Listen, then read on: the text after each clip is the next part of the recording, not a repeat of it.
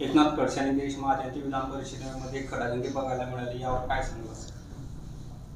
मी तिथं हजर नव्हतो. ते विधान परिषदेत झालं, तिथं आम्हाला जाता येत नाही, मीडियातनं पाहिलं. परंतु हात दाखवून अवलोकन करणं ज्याला म्हणतात ते खडसे साहेबांनी केलं आहे.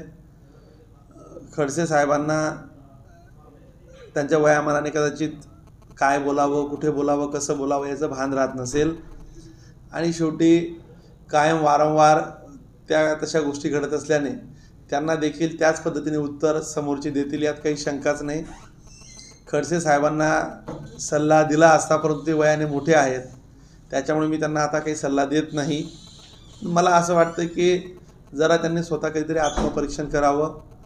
आपल्या राजकारणाच्या माध्यमातून कायम द्वेषाचं, सोयीचं, आपल्याला साजेसं असं राजकारण कायम त्यांनी करण्याची भूमिका घेतली. त्याच्यामुळे आता ती वेळ काळ गेलेली आहे. त्यांची इज्जत, त्यांची पद कुठे आहे तुम्हालाही माहिती आहे. लोक सगळ्या ठिकाणी त्यांना नाकारताय. त्यांना जी आयती विधान परिषद मिळाली, ती विधान परिषद एका पक्षाकडून, लोकसभेला वेगळा पक्षाचा प्रचार, विधानसभेला वेगळा, अजून उद्या परवा परत जिल्हा परिषद पंचायत समितीला वेगळा, ही त्यांची भूमिका अगदी BJPत असताना देखील बऱ्याचदा करायचे. ते असं म्हणायचे पक्षांतर्गत लोकांना पाडणं, म्हणजे बाजूला जर हरिभाऊंचा विषय असेल, संजू भाऊंना त्रास देणं, माझ्यासारख्या नवीन तरुणाला त्रास देणं, अनेक ठिकाणी जिल्ह्यात कायम कटछाटचं राजकारण, खोटे गुन्हे दाखल करणे, हे काम त्यांनी केलं आहे. आता त्याचे परिणाम ते भोगताय. मला असं वाटतं की त्यांच्यावर न बोललेलं बरं. परमेश्वर त्यांना सद्बुद्धी देव.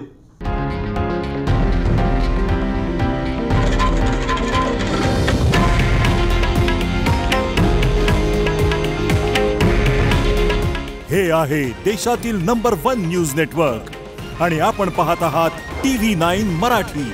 काळजी तुमची, हित महाराष्ट्राचं.